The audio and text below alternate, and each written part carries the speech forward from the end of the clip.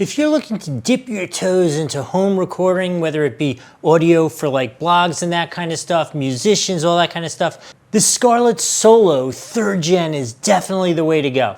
It's compact, easy to set up, and delivers surprisingly clear audio at its price point. The upgraded preamp gives your vocals and your instrumentals a nice clear boost.